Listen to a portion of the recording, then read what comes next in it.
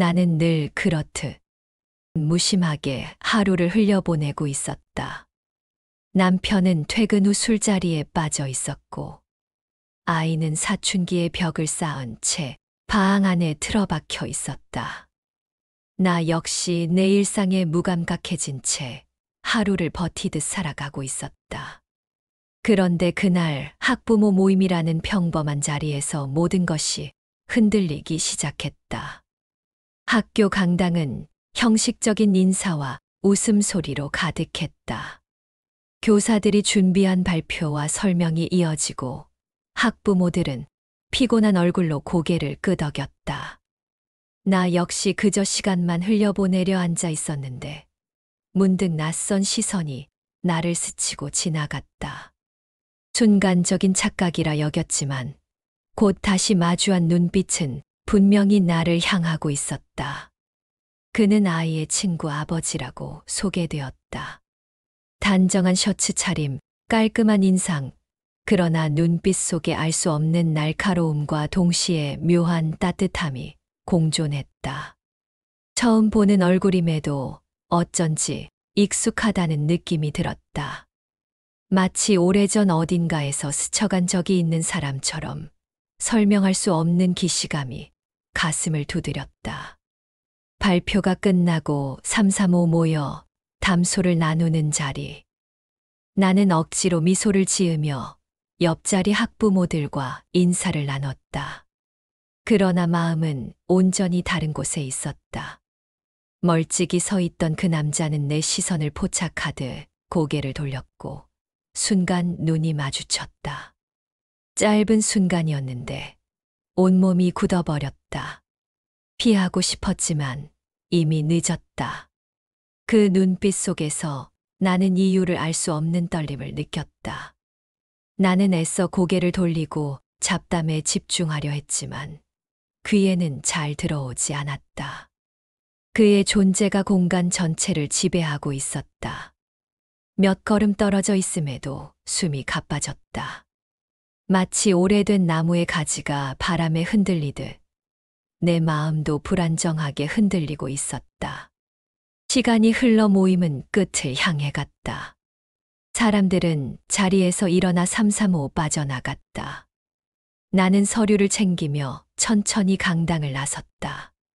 복도 끝에서 누군가 서 있는 기척이 느껴졌다. 고개를 들자 그가 서 있었다.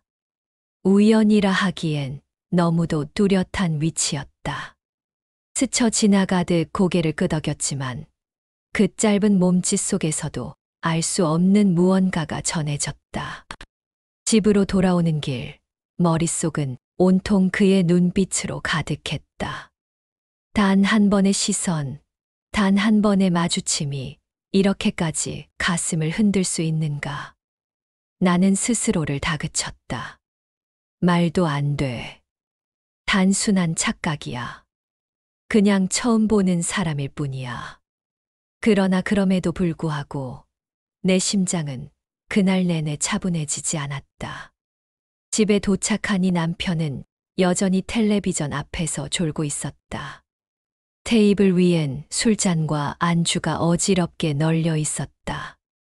아이는 방문을 걸어 잠근 채 게임에 몰두하고 있었다. 언제부턴가 내 일상은 이렇게 균열이 가 있었지만 나는 아무렇지 않은 척 눈을 감아왔다. 그러나 오늘 그 낯선 시선 하나가 나를 깨워버렸다. 나는 거울 앞에 섰다. 오랫동안 잊고 있던 여자로서의 내 얼굴이 그곳에 있었다. 주름지고 지친 흔적 속에서도 아직은 지워지지 않은 미묘한 빛이 남아 있었다. 그리고 그 빛을 알아본 건 오늘 처음 본 낯선 남자였다. 그날 밤 침대에 누웠지만 좀처럼 잠이 오지 않았다. 남편의 코 고는 소리가 거슬렸고 아이의 웃음소리가 방 너머에서 들려왔다. 그러나 내 귀에는 온통 그 남자의 낮은 숨결과 시선이 맴돌았다. 강당의 공기, 복도의 긴장, 짧은 순간의 마주침. 그것들이 내 안에서 반복되며 파문을 일으켰다. 나는 눈을 감으며 스스로에게 속삭였다. 잊자. 이건 아무 일도 아니야. 단순한 착각이야. 그러나 가슴은 거짓말을 받아들이지 않았다. 오히려 더 크게 고동쳤다. 이상했다. 나는 분명 행복해야 할 가정을 꾸리고 있었고, 아이의 엄마로, 남편의 아내로 살아가고 있었다. 하지만 오늘 하루 동안 나는 그 모든 역할에서 벗어난 듯 낯선 여자가 되어 있었다. 그 눈빛 하나가 나를 다시 여자로 만들어버린 것이다. 그리고 나는 어렴풋이 알았다. 오늘이 단순한 우연이 아니었다는 것을. 이 떨림은 결코 한순간으로 끝나지 않을 것이라는 것을. 며칠 후 다시 학부모들이 모이는 날이었다. 회의라는 명목이었지만 사실상 술자리가 되어버리는 자리. 강당에서 시작된 모임은 곧 근처 식당으로 옮겨졌고 둥근 테이블 위로 술잔과 안주가 빠르게 채워졌다. 사람들은 피곤한 표정으로도 형식적인 웃음을 지었고 그 속에서 나는 그저 자리를 채우는 하나의 의자에 불과한 듯 느껴졌다. 그러나 그날 그는 내 맞은편에 앉아 있었다. 이미 시선이 몇 번이고 부딪혔다. 나는 애써 다른 곳을 바라보았지만 술잔을 기울일 때마다 시야의 끝자락에 그의 모습이 걸려 들어왔다. 목소리는 낮고 차분했으며 웃을 때조차 눈빛은 쉽게 풀리지 않았다. 술자리는 길어졌다. 몇몇은 일찍 자리를 비웠고 어느새 남은 인원은 손에 꼽을 정도였다. 시끄럽던 대화는 점점 느슨해지고 허공에는 알코올의 열기와 피곤한 숨소리만 남았다. 나는 집에 가야 한다는 생각에 자리를 일어나려 했지만 어쩐지 발걸음이 늦어졌다. 그리고 그 순간 그의 시선이 또다시 내게 닿았다. 피할 수 없을 만큼 강렬했다. 마지막 잔이 돌고 사람들은 하나둘 흩어졌다. 나도 가방을 들고 일어서려 했는데 누군가 내 옆을 스쳐 지나갔다. 돌아보니 그가 있었다. 우연이라 하기엔 너무도 자연스러웠다. 좁은 골목길, 가로등 불빛 아래. 우리는 나란히 걸었다. 아무 말도 하지 않았지만 침묵은 오히려 더 많은 대화를 대신했다. 발걸음이 느려질수록 내 심장은 빨라졌다. 마침내 그가 입을 열었다. 목소리는 낮고 마치 오래전부터 준비된 듯 담담했다. 가끔 그런 생각 안 해요? 왜 이렇게 살아야 하나 하고. 나는 대답하지 않았다. 굳이 말하지 않아도 그는 이미 알고 있다는 듯한 눈빛이었다. 사람들은 내가 웃는다고 다 괜찮은 줄 알죠 하지만 말끝은 흐려졌지만 나는 이미 충분히 들은 것 같았다. 그 속에는 오래된 피로와 외로움이 깃들어 있었다.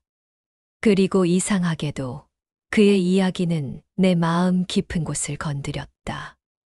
나는 애써 아무렇지 않은 표정을 지었지만 그 말들이 가슴 속 어둠을 건드리며 서서히 흔들고 있었다. 길은 점점 더 한산해졌다. 불빛은 희미했고 바람은 서늘했다. 그의 발걸음이 느려지자 나도 따라 느려졌다. 우연한 듯 그러나 명백하게 의도된 거리. 그 침묵 속에서 나는 스스로에게 물었다. 나는 지금 어디로 가고 있는 걸까? 집 앞에 거의 다다랐을 때 그는 잠시 멈춰 섰다.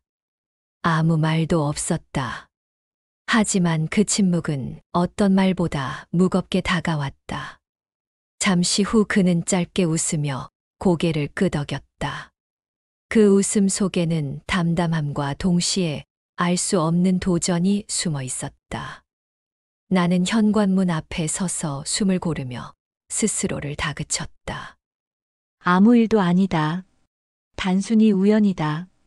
그냥 동네 학부모 중 한 사람일 뿐이다. 하지만 그 순간에도 가슴은 요동치고 있었다. 방 안에 들어오자 남편은 여전히 텔레비전 앞에서 졸고 있었다. 아이는 방 안에서 음악을 크게 틀어놓고 있었다. 언제나 보던 풍경, 변함없는 일상. 그러나 나는 그것이 낯설게만 보였다. 조금 전의 침묵, 골목길의 공기, 그의 눈빛이 아직도 내 피부 위에 남아 있었다. 그날 밤 잠을 이루지 못했다. 눈을 감아도 자꾸 떠올랐다. 낮은 목소리, 피로에 젖은 눈빛, 그리고 말하지 않아도 알 수 있었던 마음의 균열. 나는 점점 더 깊은 곳으로 끌려가고 있었다. 나는 알았다. 오늘의 대화는 단순한 잡담이 아니었다. 그것은 문을 여는 열쇠였다. 그리고 나는 이미 그 문 앞에 서 있었다.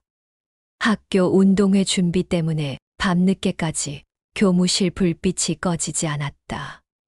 학부모 몇 명이 남아 의자와 장비를 정리하고 있었고, 나 역시 억지로 일을 거들며 시간을 채우고 있었다.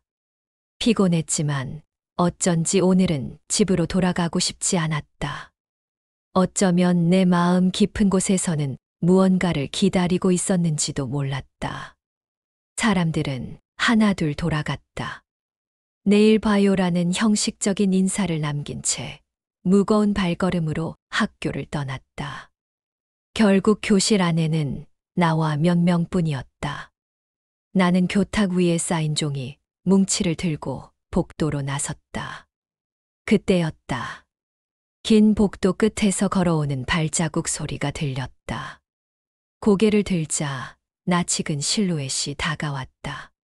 가로등 불빛이 창문 너머로 스며들며 그의 얼굴을 비췄다. 순간 심장이 크게 뛰었다. 우연이라 하기엔 너무도 뚜렷했다. 그러나 나는 애써 아무렇지 않은 척 종이를 들고 지나치려 했다. 그와 마주치는 순간 종이 더미가 흔들려 바닥으로 흩어졌다. 나는 허둥지둥 종이를 주워 담았다. 그 순간 그의 손이 내 손등에 닿았다. 아주 짧은, 그러나 부정할 수 없는 스침이었다. 온몸이 얼어붙었다. 차갑지도 뜨겁지도 않은 단순한 접촉이었는데 그 안에는 설명할 수 없는 전율이 담겨 있었다. 손끝에서부터 심장까지 파문이 번져왔다. 나는 숨을 고르며 종이를 다시 안았다. 그러나 그 짧은 순간이 끝나자 오히려 더 아쉬운 허무함이 밀려왔다. 복도의 공기는 지나치게 고요했다. 창문 너머로 들려오는 바람 소리와 운동장의 정막이 공간을 채웠다. 발걸음을 옮기며 나는 스스로에게 되뇌었다. 아무 일도 아니야. 단순한 우연이야. 그러나 그 말은 스스로를 속이려는 거짓말처럼 들렸다. 교실 불을 끄고 돌아섰을 때 문득 그의 그림자가 옆에 드리워졌다. 너무 가까운 거리. 아무 말도 없었지만 침묵 속에서 우리의 호흡이 겹쳤다. 한 발짝만 더 다가가면 되돌릴 수 없는 선을 넘을 것 같았다. 나는 고개를 숙이고 발걸음을 재촉했다. 그러나 등 뒤에 남은 그의 기척이 오래도록 나를 따라왔다. 집으로 돌아와 불을 켜자 늘 보던 풍경이 나를 맞았다. 남편은 또 술에 취해 소파에 쓰러져 있었고 아이는 이어폰을 꽂은 채 방 안에 틀어박혀 있었다. 너무도 익숙한 장면. 하지만 오늘따라 그 익숙함이 견디기 힘들게 낯설었다. 침대에 누웠을 때 손끝이 아직도 떨리고 있었다. 복도에서의 짧은 접촉, 그 감각이 사라지지 않았다.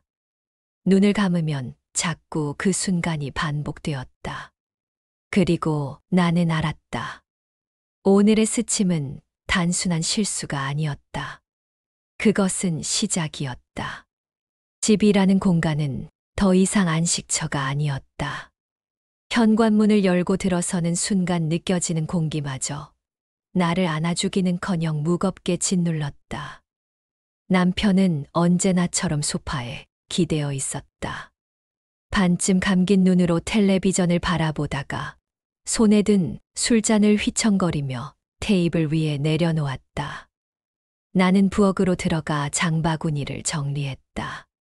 아이는 방 안에서 음악을 크게 틀어놓고 있었다.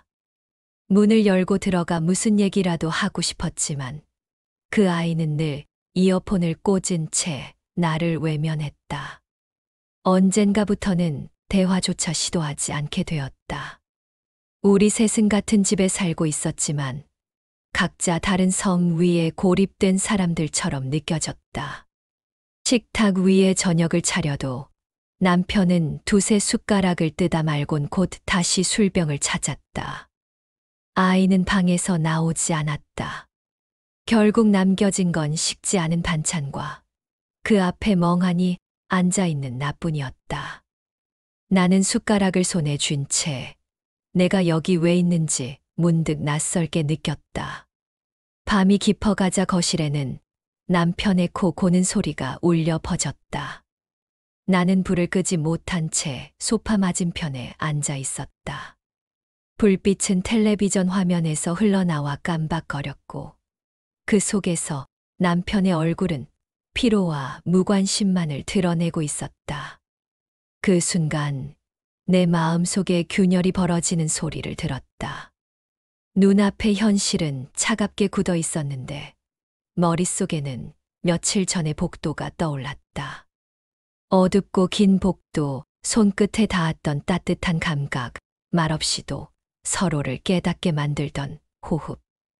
그 짧은 스침이 내 안에서 현실보다 더 생생하게 살아 있었다. 나는 스스로를 다그쳤다. 안 돼. 그건 우연이었을 뿐이야. 착각이야. 하지만 다짐은 오래 가지 않았다.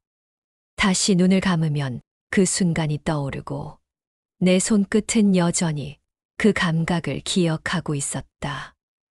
다음 날 학교 운동회 준비가 또 있었다. 일부러 시간을 늦췄지만 이상하게도 발걸음은 점점 빨라졌다. 강당에 들어서자 학부모들은 삼삼오오 일을 나누고 있었다. 나는 의자 정리를 맡아 묵묵히 움직였다. 그러나 어느 순간 시선이 또다시 그의 존재를 향했다. 그는 멀리서 아이들 운동화를 정리하고 있었다. 나와는 아무 상관없는 듯 담담한 얼굴이었다. 하지만 내가 눈길을 거두려는 순간 그도 고개를 들어 나를 바라봤다. 아주 짧은 눈빛의 교환, 그러나 그 안에는 분명한 무언가가 있었다. 나는 손에 들고 있던 의자를 바닥에 내려놓았다. 심장이 두근거려 어지러울 정도였다. 그 짧은 눈맞춤 하나만으로도 내 일상의 균열은 더 크게 벌어졌다. 집으로 돌아오는 길, 버스 창문에 비친 내 얼굴은 낯설었다. 늘 지쳐있던 모습이 아니라 어딘가 달아오른 듯했다. 나는 스스로를 속일 수 없었다. 내가 흔들리고 있다는 걸 이미 너무 깊숙이 알고 있었다. 그리고 알았다. 이 균열은 다시는 메워지지 않을 것임을. 오히려 점점 더 벌어져 결국 모든 것을 무너뜨릴 것임을. 그날은 평범하게 시작되었다. 아침에 눈을 뜨자마자 들려오는 건 남편의 무심한 기침 소리와 아이 방에서 새어나오는 게임 소리뿐이었다. 부엌에는 전날 밤 치우지 못한 그릇들이 여전히 널려 있었고 창밖으로 들어온 햇빛은 이미 오래전부터 같은 자리를 비추고 있었다. 아무 일도 없는 듯 모든 것은 늘 그렇듯 반복되고 있었다. 그러나 내 마음은 그날따라 이상하게 가벼우면서도 불안하게 떨리고 있었다. 남편은 평소처럼 무표정한 얼굴로 출근 준비를 했다. 형식적으로 던지는 몇 마디 말은 늘 똑같았다.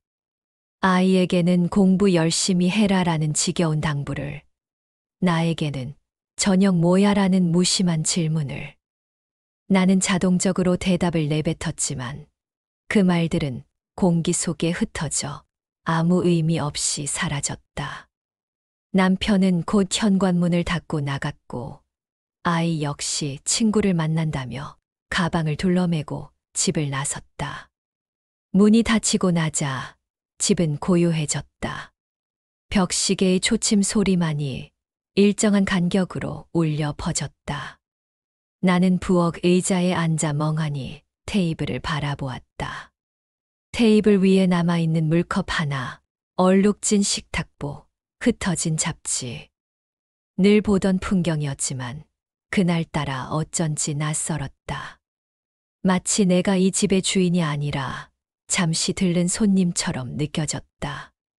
나는 괜히 청소기를 돌리고 세탁기를 돌리고 화분에 물을 주며 시간을 보냈다. 하지만 아무리 움직여도 마음은 채워지지 않았다. 그리고 마침내 휴대폰 화면이 켜졌다. 짧고 단호한 알림. 근처에 있어요. 심장이 한순간 멎는 듯 했다. 손가락 끝이 저릿하게 떨렸다. 답을 하지 않아야 했다. 모른 척해야 했다. 그러나 눈은 이미 화면에 고정되어 있었고 마음은 이미 문을 열고 있었다.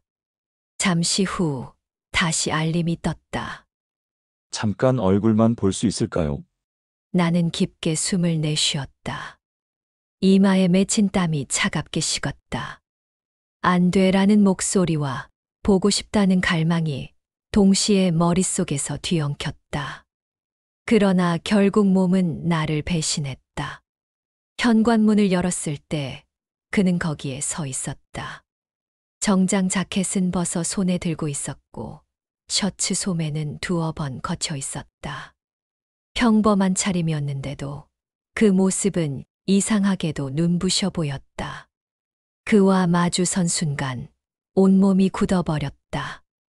나는 무언가를 말해야 했지만 목소리는 나오지 않았다. 결국 그는 먼저 발걸음을 옮겼고 나는 아무런 저항도 하지 못한 채 그를 집 안으로 들였다. 문이 닫히자 세상은 달라졌다. 바깥의 햇빛과는 전혀 다른 묘하게 무거운 공기가 방 안에 가득 찼다. 거실에는 소파와 테이블, 어지럽게 널린 쿠션과 리모컨. 익숙한 풍경이었지만 그 속에 앉아있는 그는 낯선 그림처럼 느껴졌다. 우리는 마주 앉았지만 말은 오가지 않았다. 나는 손끝으로 테이블을 톡톡 두드리며 괜히 시선을 피했다. 그러나 그 침묵 속에서 심장은 귀 옆에서 울리는 북소리처럼 요동쳤다. 시간이 얼마나 흘렀는지 모른다. 몇 분 같기도 몇 시간 같기도 했다. 그의 손이 천천히 움직였다. 소파 팔걸이를 스치는 듯 자연스럽게 내 쪽으로 다가왔다. 그리고 마침내 내 손등에 닿았다. 짧고 단순한 접촉이었는데 온몸이 번개에 맞은 듯 전율했다. 나는 본능적으로 손을 빼려 했지만 그보다 더 강한 무언가가 나를 붙잡았다. 손끝에서 전해지는 열기가 가슴까지 번져왔다. 숨이 막혔다. 두려움과 갈망이 동시에 밀려왔다. 나는 고개를 숙이며 스스로에게 수없이 속삭였다. 멈춰야 해. 이건 잘못이야. 지금이라도 그만해야 해. 그러나 손은 여전히 그의 손 안에 있었다. 오히려 더 단단히 쥐어졌다. 그 순간 시간이 무너졌다. 방 안의 빛이 흔들리고 공기가 무겁게 가라앉았다. 나와 그는 이미 되돌릴 수 없는 선을 넘어섰다. 얼마나 시간이 흘렀는지 알 수 없다. 정신을 차렸을 때 나는 소파 끝에 앉아 있었다. 머리칼은 흐트러져 있었고 손끝은 여전히 떨리고 있었다. 방 안은 그대로였지만 모든 것이 달라져 있었다. 나는 숨을 고르며 손을 꼭 움켜쥐었다. 거울에 비친 내 얼굴은 낯설었다. 익숙한 아내의 얼굴도 엄마의 얼굴도 아니었다. 오히려 오랫동안 잊고 있던 여자의 얼굴이었다. 나는 눈을 감았다. 죄책감이 가슴을 파고들었지만 동시에 이상한 충만감이 온몸을 휘감았다. 밤이 깊어갔다. 창문 밖에서는 바람이 나뭇가지를 흔들었고 집 안은 고요했다. 그러나 내 안은 고요하지 않았다. 모든 것이 흔들리고 있었다. 나는 알았다. 오늘은 단순한 충동이 아니라 새로운 시작이었다. 나는 이미 첫 번째 배신을 저질렀다. 그리고 그 순간 내 삶은 다시는 예전으로 돌아갈 수 없게 되었다. 그날 이후 내 일상은 완전히 달라졌다. 아침에 눈을 뜨는 순간부터 밤에 눈을 감을 때까지 머릿속에는 그의 흔적이 남아 있었다. 남편의 무심한 목소리와 아이의 무뚝뚝한 표정은 여전히 그대로였지만 그 틈새마다 불쑥 떠오르는 것은 그날 밤의 열기였다. 식탁에 앉아 숟가락을 들어도 손끝은 여전히 그의 체온을 기억하고 있었다. 거울 앞에 서서 머리를 매만지면 비친 얼굴 속에서 나는 아내도 엄마도 아닌 낯선 여자의 눈빛을 발견했다. 죄책감은 날마다 목을 조였지만 그보다 더 강한 갈망이 끊임없이 나를 흔들었다. 우리는 자주 만날 수 없었다. 그렇기에 더 격렬했다. 짧은 문자 몇 줄, 두세 마디 안부로 시작되는 하루. 그러나 그 몇 줄만으로도 나는 가슴이 뜨겁게 달아올랐다. 오늘은 못 봐요. 라는 문자가 오면 그날 하루는 끝내 허무하게 무너졌다. 하지만 조금이라도 볼 수 있겠다는 짧은 알림이 뜨는 순간 나는 이미 이유를 만들어 집을 나서고 있었다. 우리가 마주한 공간은 늘 불안했다. 카페 구석, 한산한 공원 벤치, 가로등이 희미하게 깜빡이는 골목. 짧은 만남이었지만 매번 심장이 무너져 내릴 듯 뛰었다. 손끝이 스칠 때, 어깨가 닿을 때 공기가 뜨거워졌다. 우리는 말없이 웃었지만 그 웃음 속에는 오래된 목마름과 금단의 열망이 숨겨져 있었다. 그러나 위험은 언제나 그림자처럼 따라붙었다. 한 번은 집 근처 카페에서 마주 앉아 있었을 때였다. 창밖으로 아이의 친구 어머니가 지나가는 순간 나는 숨이 막혀 고개를 돌렸다. 혹시라도 들키지 않았을까 땀이 등줄기를 타고 흘렀다. 그날 밤 나는 이불을 덮고도 한참을 떨며 잠들지 못했다. 하지만 두려움 속에서도 또다시 그와의 만남을 기다리고 있었다. 또 다른 날 남편이 갑자기 퇴근 시간을 앞당겼다. 나는 여전히 그의 차 안에 앉아 있었고 창밖으로 익숙한 골목이 스쳐 지나갔다. 심장이 얼어붙었지만 차 안의 공기는 오히려 더 뜨겁게 불타올랐다. 집 앞에 도착했을 때 남편이 문을 열고 들어오기 전 나는 허겁지겁 몸을 추스르고 아무렇지 않은 얼굴을 꾸몄다. 그러나 심장은 한참 동안 진정되지 않았다. 이 관계가 오래가지 못할 거라는 건 알고 있었다. 들키는 건 시간 문제라는 것도 알았다. 그러나 이상하게도 그 위험이 우리를 더 강하게 끌어당겼다. 마치 불길 앞에 서서 뜨거움에 데이면서도 그 안에 뛰어들고 싶은 충동처럼 나는 스스로를 수없이 책망했다. 이제 그만해야 해. 아이를 위해서라도 멈춰야 해. 남편에게도 미안하다. 그러나 책망이 클수록 갈망은 더 깊어졌다. 손끝이 그를 원했고 눈빛이 그를 찾았다. 멀리서 걸어오는 모습만 봐도 공기는 달라졌다. 밤이 깊을수록 불안은 더 커졌다. 언제 문이 열려 들킬지 모른다는 공포, 언제 누군가 우리를 지켜보고 있을지 모른다는 두려움. 하지만 그 모든 감정의 끝에는 늘 하나의 답이 있었다. 그래도 보고 싶다. 어느 날 학교 운동장 한쪽에서 아이들 준비물을 정리하다가 다시 마주쳤다. 수많은 학부모와 교사들이 오가고 있었지만 우리 사이에는 보이지 않는 장막이 내려앉은 듯 했다. 그는 아무 말도 하지 않았지만 눈빛 하나로 충분했다. 나는 그 눈빛을 외면하지 못했다. 그날 저녁 집으로 돌아왔을 때 남편은 평소보다 더 깊이 취해 있었다. 아이는 방에서 웃음소리를 내며 친구와 통화를 하고 있었다. 나는 식탁에 앉아 멍하니 그날의 눈빛을 곱씹었다. 죄책감과 두려움이 파도처럼 밀려왔지만 동시에 이상할 만큼 따뜻한 안도감이 가슴 속에서 피어올랐다.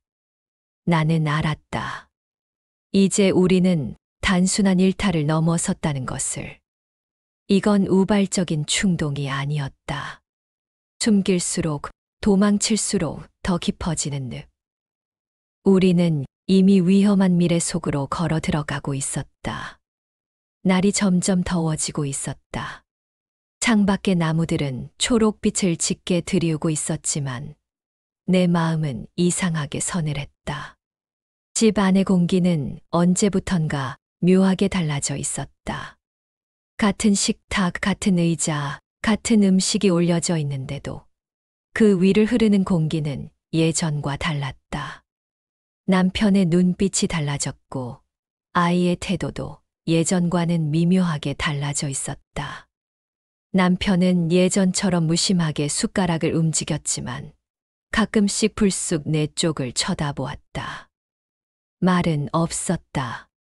하지만 그 침묵 속에는 무언가 억눌린 기척이 섞여 있었다.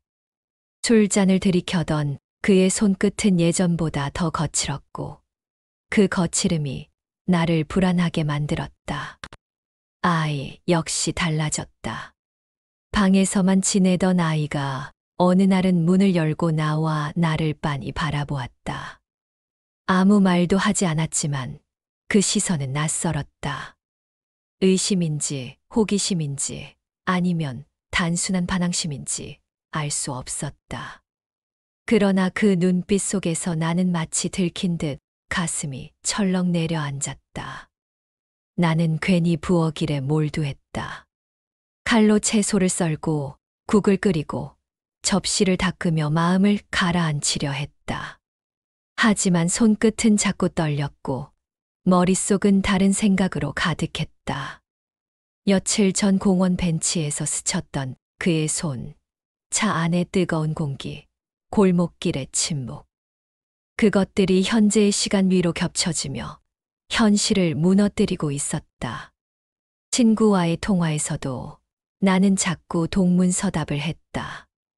괜찮아? 라는 물음에 나는 무심코 응, 나 지금 괜찮아라고 대답했지만 내 목소리에는 이미 균열이 드러나 있었다.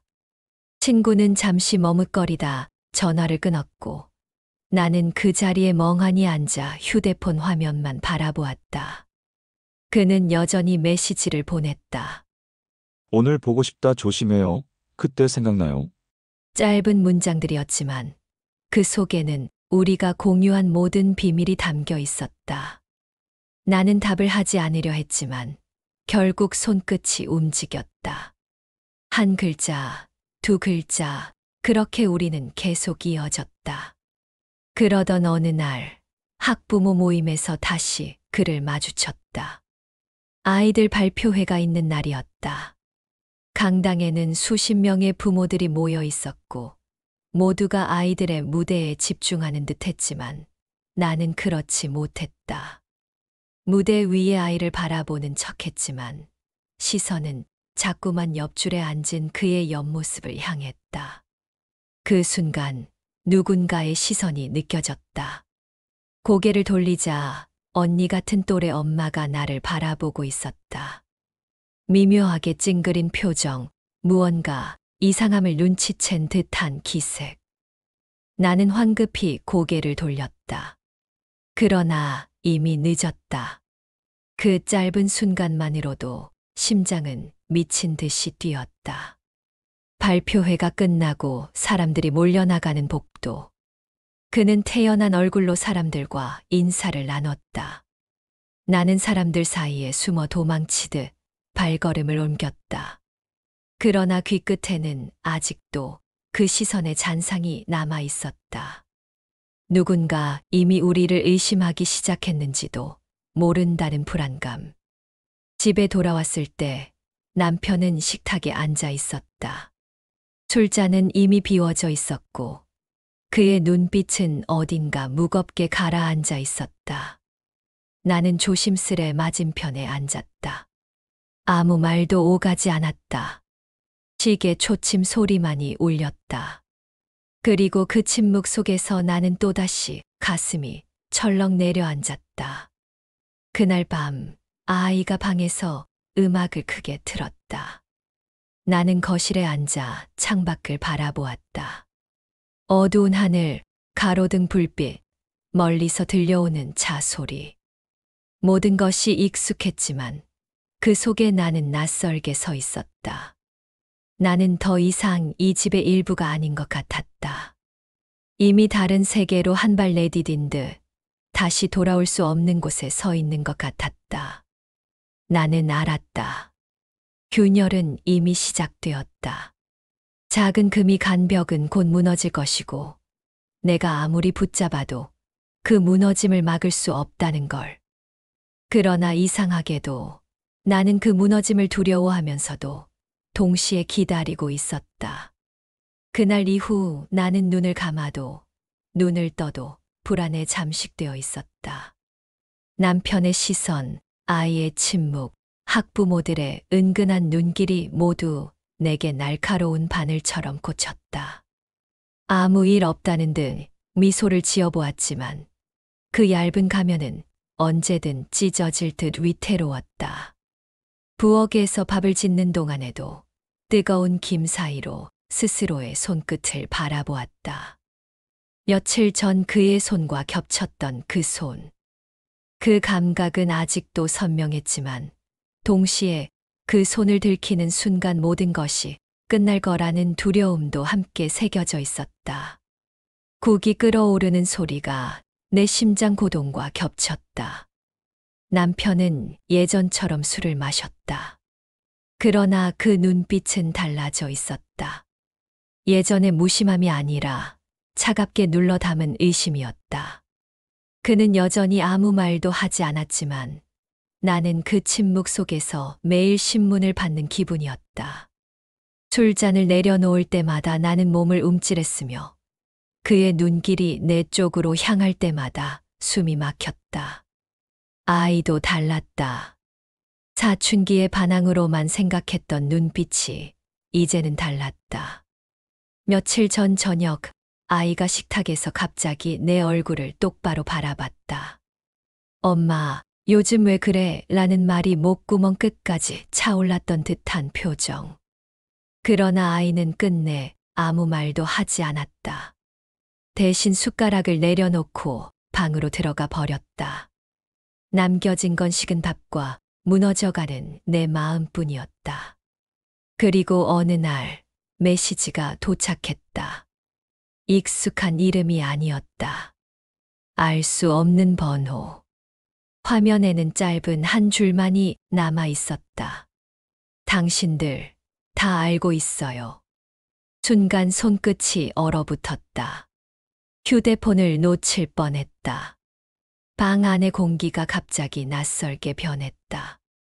창밖에서는 여름벌레 소리가 들려왔지만 그 소리마저 나를 조롱하는 듯했다. 나는 급히 창문을 닫고 커튼을 쳤다. 휴대폰을 내려놓았지만 그 문장은 여전히 내 머릿속에 남아 나를 괴롭혔다. 누가 보낸 걸까? 남편일까, 아이일까, 아니면 학교에서 우리를 본 누군가일까? 가능성은 무수히 많았지만 그 어느 것도 확실하지 않았다. 잠이 오지 않았다. 새벽까지 뒤척이다 결국 거실 불을 켰다. 소파에 앉아 두 손으로 얼굴을 감쌌다. 땀인지 눈물인지 알 수 없는 물기가 손바닥에 번졌다. 나는 이미 덫에 걸린 짐승처럼 발버둥 치고 있었다. 그러나 빠져나올 구멍은 보이지 않았다. 며칠 후 학부모 회의가 또 열렸다. 강당에 들어서는 순간 공기가 달라져 있었다. 사람들이 평소처럼 웃고 떠들었지만 그 속에는 은근한 웅성거림이 있었다. 누군가 내 쪽을 바라보는 것 같았다. 나는 고개를 숙이고 자리에 앉았다. 그러나 등 뒤에서 느껴지는 시선이 등을 파고들었다. 그도 거기 있었다. 아이의 성적표를 받아들며 교사와 대화를 나누고 있었다. 그는 태연한 얼굴이었다. 그러나 내가 눈길을 돌렸을 때 그는 짧게 시선을 맞추었다. 그 눈빛 속에는 알 수 없는 기묘한 확신이 깃들어 있었다. 마치 모든 것을 예상하고 있다는 듯한 위험한 평정. 회의가 끝나고 복도를 걸을 때 누군가의 발소리가 따라붙었다. 나는 고개를 돌리지 못한 채 발걸음을 재촉했다. 그러나 그 소리는 끝까지 따라왔다. 결국 교문을 나서며 돌아봤을 때 아무도 없었다. 공허한 바람만이 불고 있었다. 집에 돌아왔을 때 남편은 식탁 위에 내 휴대폰을 올려놓고 있었다. 화면은 꺼져 있었지만 그의 눈빛은 차갑게 가라앉아 있었다. 아무 말도 하지 않았다. 그러나 그 침묵이야말로 가장 무서운 대답이었다. 나는 그날 밤 잠결에 누군가 나를 지켜보고 있다는 착각을 수없이 했다. 창문 틈새 거실 문 앞 어둠 속에서 시선이 느껴졌다. 이불을 덮고 눈을 감아도 그 문장 하나가 계속 귓가에 울렸다. 당신들 다 알고 있어요. 그리고 나는 직감했다. 비밀은 오래 가지 못한다는 걸. 그림자는 이미 길게 드리워져 있었고 곧 모든 것을 삼켜버릴 거라는 걸.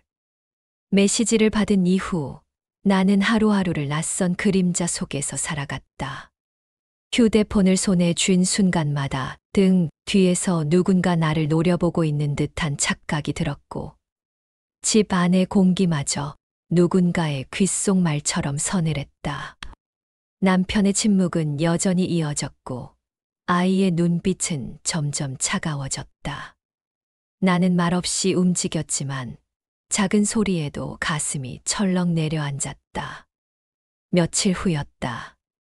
저녁 식탁 위에는 국과 반찬이 놓여 있었지만 아무도 젓가락을 들지 않았다. 남편은 술잔을 앞에 두고 나를 똑바로 바라보고 있었다. 그 눈빛에는 더 이상 무심함이 없었다. 차갑고 단단한 무언가가 숨어 있었다. 아이는 고개를 숙인 채 숟가락만 굴리고 있었지만 귓끝이 붉게 달아올라 있었다. 불길했다. 그러던 순간 남편이 손을 뻗어 식탁 위에 있던 내 휴대폰을 집어들었다. 화면을 열자 그곳에는 지워지지 못한 메시지가 남아 있었다. 오늘 밤 생각나요? 숨이 막혔다. 시간은 멈춘 듯 했고 식탁 위의 모든 것이 산산조각 나는 소리가 들리는 듯 했다. 남편은 아무 말도 하지 않았다. 그러나 그 침묵이야말로 모든 걸 증명하는 증거였다. 아이가 고개를 들었을 때 그 눈빛 속에서 나는 무엇보다도 깊은 상처를 보았다. 순간 나는 온몸이 굳어졌다. 무너지고 싶지 않았지만 이미 무너져 있었다. 밤늦게 문득 현관문이 열렸다. 초인종을 누른 사람은 그였다. 나는 반사적으로 몸을 떨었다. 남편은 그 모습을 놓치지 않았다. 거실의 공기는 순식간에 날카롭게 갈라졌다. 남편은 자리에서 일어나 그를 똑바로 바라봤다. 그 순간 나는 숨이 막혀 발걸음을 옮기지 못했다. 그는 침묵을 지키며 안으로 들어섰다. 태연한 얼굴, 그러나 그 속에는 이미 모든 걸 감수하겠다는 결의가 서려 있었다. 남편의 손이 떨리는 게 보였다. 잔이 바닥에 떨어지며 쨍그랑 소리를 냈다. 그 소리 하나로 모든 가장이 끝났다. 그날 밤 진실은 가족 앞에서 폭로되었다.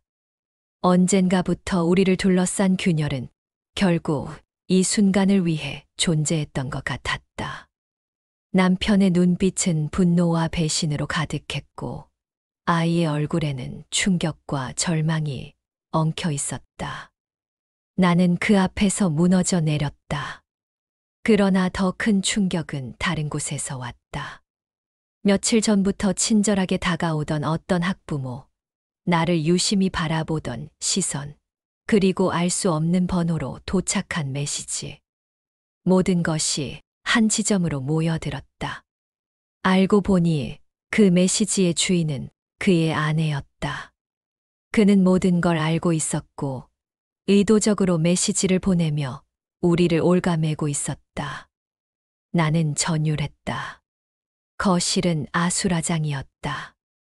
남편의 고함, 아이의 울음, 그의 아내의 냉소, 그리고 나의 오열.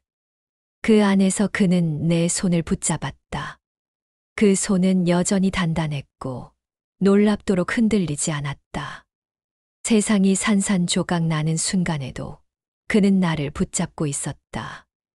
나는 울면서도 깨달았다.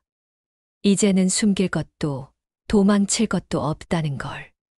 진실은 이미 드러났고 모든 것이 무너졌다. 그러나 그 속에서도 그는 내 곁에 있었다. 그날 밤 나는 모든 걸 잃었다. 가정, 체면, 아이의 신뢰, 그리고 나 자신마저도. 하지만 동시에 나는 그를 얻었다. 그것이 구원인지 아니면 또 다른 파멸인지는 알 수 없었다. 나는 알았다. 이 폭로는 끝이 아니라 더 깊은 나락으로의 초대라는 것을. 폭로 이후의 집은 폐허와도 같았다. 남편은 며칠째 집에 들어오지 않았다. 술에 취해 비틀거리며 돌아오던 모습조차 사라졌다. 아이는 말을 잃었다. 며칠 동안 나를 외면하더니 결국 아예 눈조차 마주치지 않았다. 집안에는 웃음도 대화도 숨결도 사라지고 오직 차가운 침묵만이 남아 있었다. 나는 식탁에 앉아 있었다. 손에는 숟가락이 들려 있었지만 밥은 이미 식어 딱딱하게 굳어 있었다. 벽시계의 초침 소리만이 무심하게 울려 퍼졌다. 그 소리를 들으며 나는 생각했다. 모든 게 끝났구나. 그러나 끝은 아니었다. 나를 지탱하는 무언가가 아직 남아 있었다. 바로 그였다. 우리는 이미 가족 앞에서, 세상 앞에서 드러나 버렸다. 더 숨길 것도, 더 가릴 것도 없었다. 나는 모든 것을 잃었지만 그와의 연결은 오히려 더 단단해졌다. 매일 새벽마다 오는 그의 메시지, 괜찮아. 이제는 우리밖에 없어. 그 짧은 문장은 내 하루를 이어가게 하는 유일한 힘이었다. 어느 날 나는 그를 다시 만났다. 낡은 모텔방, 희미한 불빛이 천천히 깜박이는 그곳에서 우리는 마주 앉았다. 방 안 공기는 눅눅했지만 그의 눈빛은 여전히 선명했다. 나는 울면서도 그의 품에 안겼다. 죄책감과 두려움, 그리고 미련과 갈망이 한꺼번에 몰려왔지만 결국 나는 그 손을 놓을 수 없었다. 우리는 잘못된 거야. 나는 속으로 수없이 중얼거렸지만 몸은 정직했다. 그와의 거리는 더 가까워졌고 손끝은 다시 뜨거워졌다. 잘못이라는 인식조차 이제는 우리를 묶는 끈이 되어버린 듯했다. 금단이라는 굴레가 오히려 우리를 더 강하게 끌어당겼다. 밖에서는 세상이 우리를 조롱했다. 친척들은 연락을 끊었고 이웃은 뒷말을 퍼뜨렸다. 아이는 점점 더 멀어졌고 남편은 차갑게 등을 돌렸다. 그러나 이상하게도 나는 견딜 수 있었다. 아니, 견딜 수 있다는 착각 속에서 살아갔다. 왜냐하면 나는 여전히 그의 눈빛을 붙잡고 있었으니까. 시간이 지날수록 우리의 관계는 사랑이라기보다는 집착에 가까워졌다. 그는 나 없이는 살 수 없다고 말했고, 나 역시 그가 없이는 하루도 견디지 못했다. 서로가 서로를 파괴하면서도 동시에 서로에게 매달렸다. 그것은 마치 불길 속에서 서로를 껴안고 타들어가는 두 사람 같았다.